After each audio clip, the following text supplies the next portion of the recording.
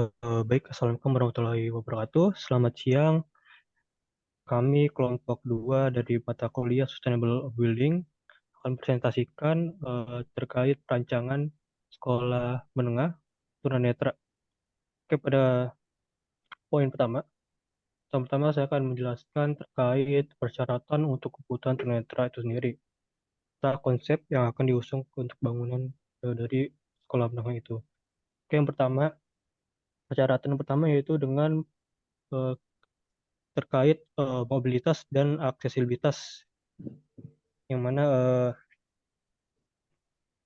pada tunanetra itu sendiri, elemen-elemen pada bangunannya berupa furnitur dan lain-lainnya akan digunakan, yaitu pemilihan bahan bangunan yang mempunyai permeabilitas serta dapat digunakan ya dengan digunakan sensori landmarking untuk mengoptimalkan indera selain penglihatan. Yang mana dalam hal ini kita menggunakan building box untuk sensory landmark, dan kemudian juga ada elemen yang mana berupa bentuk bangunan yang mana sebaiknya kita kita gunakan dengan sudut-sudut tumpul untuk terkait keamanan agar keamanan apa siswa-siswa dari tunanetra itu sendiri tidak terluka gitu. Nah, kemudian ada tanda-tanda serta informasi yang mana dalam hal ini kita menggunakan informasi berupa braille untuk menunjukkan bahwa adanya informasi di suatu area atau di suatu tempat tersebut, yang mana berupa simbol yang mudah dikenali. Kemudian kata tanda ditempatkan pada tinggi yang dapat dijangkau gitu. Serta rencana aksesibilitas yang mana mudah dan juga aman ya, meliputi koridor, kemudian juga tangga, yang mana koridor dan tangga sendiri ini dilengkapi dengan petunjuk suara dan juga tanda-tanda braille, yang mana tadi telah disebutkan braille akan diletakkan sebagai akses aksesibilitas untuk memudahkan si tunanetra untuk memahami arah jalan gitu, dengan tambahan kode eh, timbul-timbul braille di railing untuk menandakan bahwa ada sebuah informasi di situ, serta building block yang mana diletakkan sepanjang jalan koridor, sama seperti railing ya, building block ditaruh dan juga tactical paving. Oke, kemudian Untuk juga selanjutnya seperti oke, baik, selanjutnya dilanjutkan oleh Rian Adi Nugraha. ada yang kedua, ada program ruang dan syarat-syaratnya serta zonasi dan skema ruangannya. Untuk yang pertama itu untuk kategori untuk siswanya itu sendiri, tunanetra itu Oke. sendiri, untuk kategori siswa untuk berdasarkan kemampuan melihatnya itu sendiri. Ada yang pertama ada low vision, itu untuk penglihatan yang kurang itu dengan dibantu oleh dengan pewarnaan perpaduan warna untuk membantu arah gerak si low visionnya itu sendiri. Itu ada warna merah, hijau tua, hijau muda, warna pink, ada warna biru dan ada warna orange. Ini untuk pengguna si low vision itu sendiri. Untuk yang B sendiri ada kelompok yang hanya dapat membaca huruf paling besar dan pada untuk kartu Snellen dan dari jarak sekitar 20 feet atau tergolong tidak melihat atau buta atau legally blind. Itu yang kedua. Untuk yang tiga sendiri yang C itu sedikit kemampuan melihatnya, itu hanya mengenal bentuk dan objek. Untuk yang D itu sendiri hanya dapat menghitung jari dari berbagai jarak. Untuk yang E sendiri kategorinya itu tidak dapat melihat tangan yang digerakkan. Untuk yang F selanjutnya ada kategori light projection. Itu untuk melihat dalam melihat terang atau gelap. Yang kategori selanjutnya yang G itu light perception, yaitu bias melihat terang atau gelap. Untuk yang selanjutnya yang terakhir untuk kategori no light perception, itu totally blind. Untuk selanjutnya ada aktivitasnya itu sendiri, yaitu ada belajar, bermain, berkomunikasi atau interaksi dengan orang lain.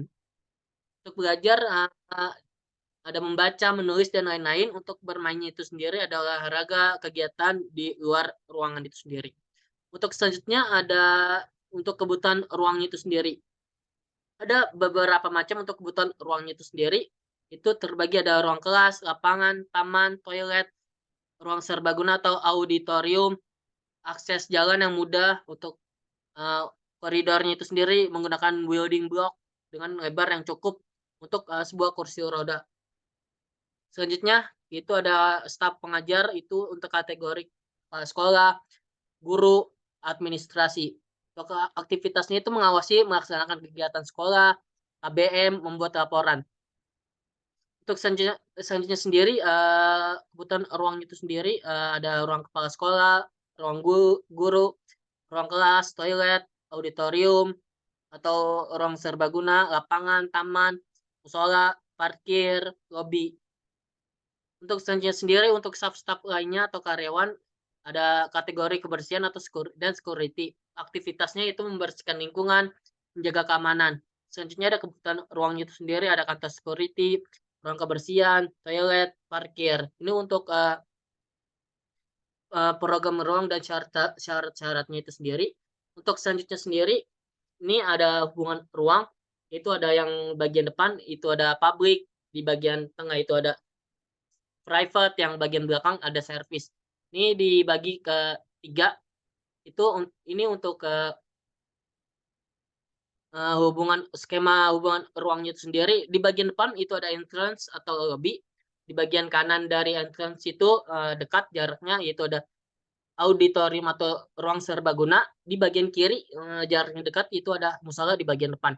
Selanjutnya itu ada bagian tengah sisi private itu sendiri, itu ada ruang kelas, taman, itu jaraknya dari depan itu untuk sedikit jauh dari entrance-nya itu sendiri. Dan di bagian area belakang itu servis, ada kantin, ruang guru, storage atau gudang. Nah, ini untuk skema hubungan ruangnya itu sendiri. Dan bangunannya itu sendiri berbentuk si desainnya itu sendiri persegi kurang lebihnya. Dan ini untuk program ruang, syarat ruangnya, zonasi dan skema hubungan ruangnya. Untuk yang ketiga bisa dilanjutkan oleh Helvin. Ya. Untuk yang ketiga, yakni analisa dan konsep tapak makro, meso, dan mikro atas lingkungan dan iklim terkait gitu ya. Yang pertama itu ada analisa konsep tapak yang makro gitu ya.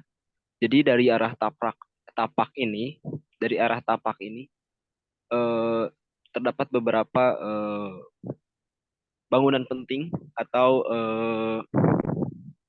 daerah-daerah penting yang dapat dijangkau dari tapak ini ya. Di antaranya ada Rumah Sakit Ukrida sekitar 1,3 kilometer atau 5 menit menggunakan kendaraan. Kemudian dari tapak ke arah ada namanya Asadul Abadiyah Islamic School berjarak 800 meter atau 3 menit dengan kendaraan. Kemudian dari tapak ke arah gerbang tol Tomang kurang lebih 1,6 kilometer 4 menit menggunakan kendaraan. Kemudian ke arah gas stasiun terdekat ada sekitar 3,5 kilometer atau 11 menit menggunakan kendaraan gitu ya dari arah Tapak.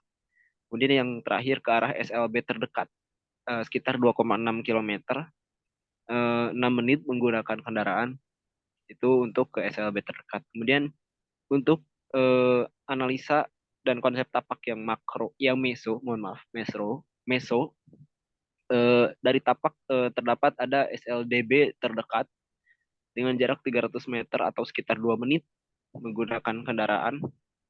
Kemudian yang kedua dari tapak ke halte terdekat sekitar 350 meter atau sekitar 4 menit jalan kaki gitu ya, 4 menit jalan kaki gitu. Kemudian ya selanjutnya ada mikro. Untuk analisa mikro ini kita lihat dulu ukuran serta atau luasnya gitu ya. Ukuran atau luasnya ini memiliki total 10.370 meter persegi dengan KDB 55%. kemudian KLB 4,57, KTB 60%, KDH 20% gitu ya. Kemudian ini untuk analisa mikronya. Jadi di sekitarnya ini terdapat ada sirkulasi kendaraan gitu ya dari di area timur ya, timur, kemudian selatan gitu ya, dan selatan. Kemudian ada area utilitas, kemudian saluran got juga di samping jalan bagian timur sekitar 40 sampai 60 cm gitu ya, dan terbuka gitu. Kemudian di area tapaknya ini rimbun juga pepohonan liar. Kemudian di arah barat ini juga ada sungai. Eh, juga untuk catatannya di sini tidak ada area untuk pedestrian atau pejalan kaki gitu atau trotoar gitu ya. Kemudian ada juga noise di trafik kendaraan, tapi tidak terlalu mengganggu gitu ya. Dinilai tidak terlalu mengganggu karena memang tidak terlalu ramai gitu ya. Oke, untuk selanjutnya ini analisa terkait iklim terkaitnya gitu ya. Di sini ada lintasan mataharinya. Dimulai pukul 7 pagi. Di sini matahari mulai naik. Matahari mulai naik dari arah gedung seberang tapak gitu ya. Jadi matahari mulai naik namun belum terlalu tinggi. Jam 7 ini mulai naik, mulai agak naik. Terhalang oleh gedung dari seberangnya, dilihat dari sini gitu ya. Kemudian di pukul 12 atau di tengah hari, matahari mulai berada di tengah-tengah tapak gitu ya, di tengah-tengah bangunan, langsung menyorot ke arah bangunan. Dan di sini puncaknya mungkin berada di pukul 15.00 atau pukul 3 karena matahari langsung menyorot gitu ya, tanpa ada bangunan di sekitarnya, memang pendek-pendek, jadi langsung menyerot juga gitu ya. Kemudian untuk selanjutnya analisa dari climate consultant. Di sini kita bisa melihat gitu ya bahwa relatif humidity jadi lumayan bisa dibilang si bangunannya ini berada di level humid, lembab, agak lembab gitu ya. Kemudian langsung saja ke ininya intinya desain strategisnya gitu ya. Jadi kurang lebih membutuhkan sun shading atau windows atau jendela gitu ya. Kemudian membutuhkan juga cooling atau penambahan dehumidification gitu ya, agar tidak terlalu lembab juga di area tapaknya atau di dalam ruangannya gitu ya. Ya, itu untuk dari climate consultant. Dan selanjutnya untuk selanjutnya yaitu ada analisa dan konsep penggunaan untuk prinsip rancangan biofilia pada bangunan dan tapak.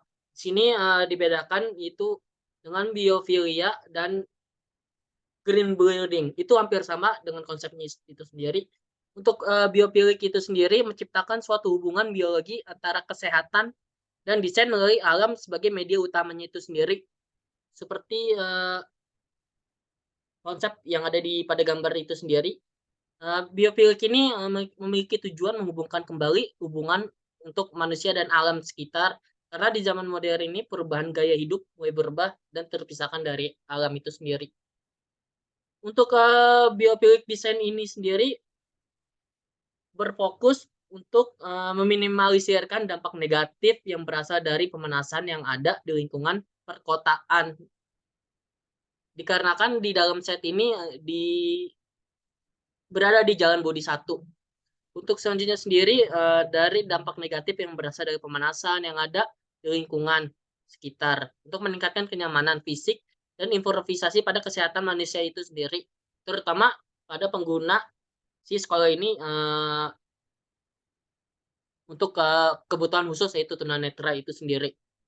Untuk konsepnya sendiri, untuk si biofilik itu sendiri mengambil konsep untuk nature in space itu membutuhkan koneksi langsung terhadap elemen natural yang memiliki keragaman alam, interaksi yang digunakan untuk si berkebutuhan khusus itu sendiri oleh indranya dan pergerakannya itu sendiri. Itu terbagi bermacam-macam, itu di nature in space ini itu menggunakan si koneksi visual dengan alam itu sendiri dengan penggunaan indera yang lainnya untuk merasakan kehadiran alam itu sendiri dengan secara langsung. Untuk elemen ini berpengaruh pada pola ini adalah jendela sehingga menyesuaikan dengan kenyamanan pada si pengguna sekolah tersebut. Yang kedua itu ada koneksi non visual dengan alam. Itu dengan menggunakan indera pendengaran, penciuman, perabaan, dan rasa yang terlibat untuk mengurangi si pengguna untuk mengurangi pengguna stres dan meningkatkan kesehatan fisik dan mental. Itu untuk konsep koneksi non visualnya sendiri dengan penggunaan indera pendengaran itu dengan suara-suara yang ada di bagian taman itu sendiri dengan suara angin yang ada di pepohonan, dengan suara air yaitu menggunakan airnya itu kayak semacam air mancur di area taman itu sendiri dan perabaan. Untuk perabaannya itu sendiri disediakan untuk alat bantu khusus untuk si pengguna si tunanetra itu sendiri. Untuk termanya itu sendiri yang ketiga dengan variasi aliran udara itu sendiri yang di set ini sendiri yang sudah dijelaskan tadi di Climate Konsultan itu kelembabannya itu untuk permukaan perubahan suhu udara. Untuk selanjutnya sendiri itu ada cahaya yang dinamis dan tersebar dari waktu ke waktu. Jadi si bangunan ini itu semua cahaya matahari itu masuk dikarenakan di area bangunannya itu sendiri di area samping-samping pada si set bangunan itu sendiri. Jadinya si bagian kanan kiri belakang depannya itu sendiri cahaya itu masuk. Dan untuk di bagian sini ada arah mata anginnya. Di bagian atas ini ada utara, barat, sebelah kiri, timur, sebelah kanan, selatan di sebelah bawah. Jadi si bagian ruang kelas itu sendiri di bagian utara dan selatan. Jadinya cahaya matahari panas tidak langsung masuk langsung ke dalam si ruangan kelasnya itu sendiri. Jadi memberikan kenyamanan bagi si pengguna kelasnya itu sendiri. Untuk selanjutnya sendiri yaitu dengan melalui air, penglihatan, pendengaran. Itu yang tadi sudah disebutkan itu di bagian taman itu sendiri nantinya. Untuk selanjutnya sendiri ini konsep-konsep yang nanti dibuat yang terlihat pada si Dena dan 3 dimensinya itu sendiri. Jadinya si bagian depan, area depan itu ada lobby, area-area publik. Untuk bagian tengah sendiri, di bagian sini itu ada area private, itu ada ruang kelas, khusus di ruang kelas dan bagian taman. Di bagian taman sendiri itu dari area lobby dan bagian belakang, nantinya akan diberikan kayak shelter atau koridor di bagian tengah untuk memudahkan si pengguna untuk berlalu lalang. Nantinya diberi akses yang mudah dan diberi building block untuk si pengguna memudahkan berjalannya itu nantinya. Jadinya ini untuk konsepnya dengan si udara dan airnya itu sendiri di bagian taman itu sendiri. Nantinya konsepnya seperti ini. Selanjutnya yaitu ada yang bagian kelima itu dilanjutkan oleh Iqbal. Oke, baik. Selanjutnya terkait ruang kelas, yang mana ini langsung konsep pada material ya. Pertama konsep material yang mana dalam kelas ini kita mengambil konsep material dengan warna yang cukup banyak gitu ya. yang mana berupa berupa warna perpaduan antara warna tone dan juga warna cool tone dengan menerapkan gelap dan juga terang, serta yang mana memiliki ya fungsi ini untuk membantu terkhususnya untuk yang low vision ini agar dapat membedakan eh, objek tertentu gitu untuk mobilitas pada ruang kelas secara mandiri. Nah, terkhusus untuk low vision. Nah, kemudian untuk pencahayaannya, yang mana pencahayaannya sendiri menggunakan pencahayaan buatan, yang mana untuk memaksimalkan indera penglihatan yang lagi-lagi terkhususkan untuk low vision, yang mana sangat bergantung sekali pada cahaya ya untuk membedakan antara ini dan juga itu gitu. Nah, kemudian pada bagian pencahayaan sendiri di sini cahayanya menggunakan cahaya alami berupa kaca yang mana kacanya ini berupa bukaan fixed window ataupun operated window pada setiap ruangan gitu dengan lapisan kaca low energi. Yang mana pencahayaan sendiri pencahayaan buatan yang menggunakan general light dengan sistem seperti sistem fotoelektrik gitu. Oke, selanjutnya. Oke, kemudian pada bagian outdoor sendiri yang mana nantinya akan ada lorong terbuka yang untuk mendukung konsep biofilik ini sendiri gitu. Yang mana nantinya akan ada fountain untuk masalah penghawaan yang mana nanti kita untuk mendukung itu kita membuat lorong terbuka hijau agar si mahasiswa tunanetra ini dapat memberi dapat mendapatkan gitu experience bahwa penghawaan ini itu ada gitu dan ini dapat merilekskan mereka gitu. Yang mana dibuatkan untuk mengoptimalkan ya indera-indera dari siswa-siswa tunanetra. Yang mana untuk orang itu sendiri juga diberikan seperti sensory landmark berupa building block dan juga pengarah seperti eh, railing ya untuk mengarahkan gitu. Oke, selanjutnya. Oke, Ya, dilanjutkan oleh Alvin. ya, baik. Untuk selanjutnya yaitu terkait OTTV, OTTV yang telah kita masukkan. Untuk yang pertama ada di bagian utara, di sini konstruksinya menggunakan Hebel wall dengan warna putih semi kilap gitu ya, dengan warna kilap-kilap itu. Ini berlaku untuk semua sisi. Jadi selanjutnya, next. Ya, untuk selanjutnya di sini terkait identifikasi spesifikasi sistemnya gitu ya. Di antaranya ada jendela satu dengan SHGC berikut 0,46 dengan U value 5,7 juga dengan peneduh luarnya gitu ya. Selanjutnya untuk peneduh luarnya ini berukuran sekitar 90 kali 1 meter atau dengan tiap penutup 90 cm. Kemudian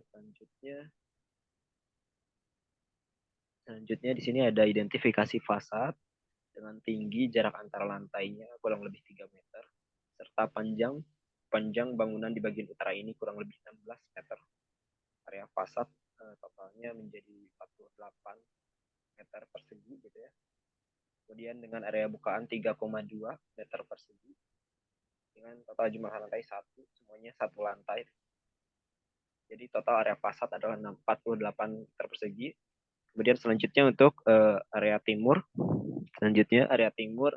masih menggunakan bahan yang sama. Oke, selanjutnya masih menggunakan bahan yang sama. Kemudian identifikasi spesifikasi sistemnya masih menggunakan jendela satu, yaitu jendela yang sama dengan jendela yang di bagian utara tadi. Kemudian ada jendela dua penambahannya. Sebenarnya masih sama saja, namun nanti dengan ukuran yang berbeda selanjutnya.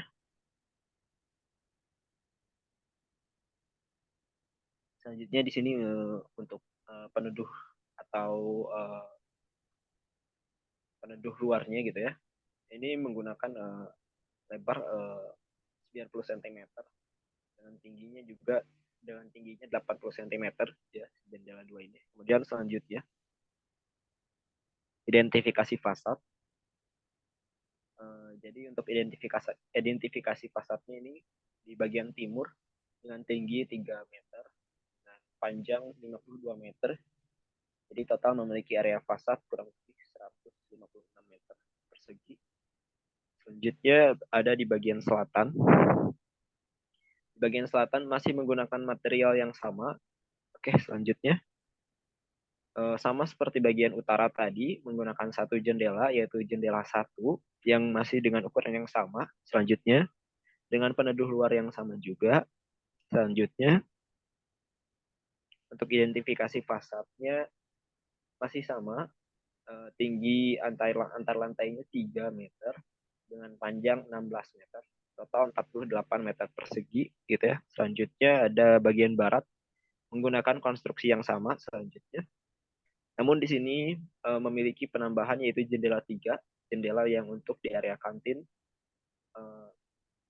dengan peneduh luar juga sama gitu ya. Jadi untuk jendela 3 ini masih sama dengan 90 meter serta tinggi 1,2 gitu ya. Dan untuk identifikasi fasadnya memiliki tinggi kurang lebih 3 meter dan panjang 52 meter persegi dengan total area fasad 156 meter persegi. Kemudian untuk summary-nya selanjutnya. Selanjutnya, next. Ya, untuk summary-nya atau kesimpulan dari totalnya ini. Untuk konstruksi melalui dinding memiliki total 5.207 sekian. Kemudian konduksi melalui bukaan sekitar 729. Kemudian radiasi melalui bukaan memiliki total 1.367. Kemudian memiliki total kurang lebih 7.304. Kemudian total area fasadnya 876. Serta total OTTV-nya yaitu 8,34, yang dimana ini masih termasuk baik, oke gitu ya. Kemudian itu saja untuk OTTV-nya. Oke. Selanjutnya. Selanjutnya di sini ada untuk si denah tapaknya itu sendiri yang sudah tadi dijelaskan. Itu di bagian depan itu ada bagian lobby, di area-area pabrik itu sendiri.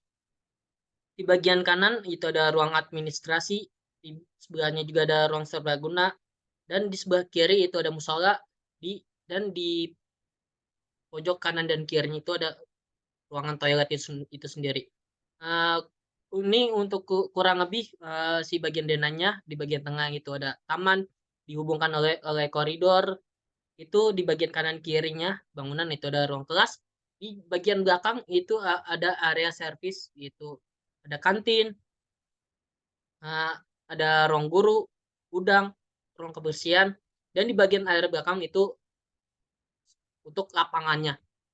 Untuk selanjutnya sendiri itu ini ada 3D tapak bangunan itu sendiri. Nantinya di bagian sini menggunakan ornamen kayu untuk fasadnya itu sendiri.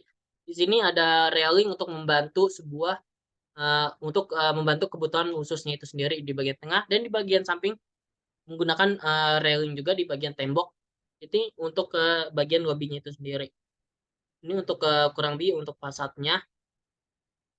Ini untuk bagian ruang serbagunanya. Di sini memakai jendela 4 itu berukuran besar. Ini untuk bagian ruang dalamnya kurang lebihnya, dan ini bagian ruang luarnya itu sendiri kurang lebihnya. Di sini ada ruang kelas, gambaran ruang kelas. Untuk senja sendiri itu ada gambaran ruang guru kurang lebihnya. Untuk furniturnya fleksibel, bisa dimasukkan mau macam dan modelnya seperti apa nantinya. Ini untuk ruang itu sendiri konsepnya. Ini untuk konsep untuk si kantinnya itu sendiri. Jadinya bukanya itu sendiri memakai jendela, dan jendelanya itu kurang lebih 80 kali 80. Ini untuk bagian area depan si kantinnya. Ini untuk belakangnya itu sendiri. Sini ada bagian tampak depannya itu sendiri dari sebuah bangunan itu sendiri.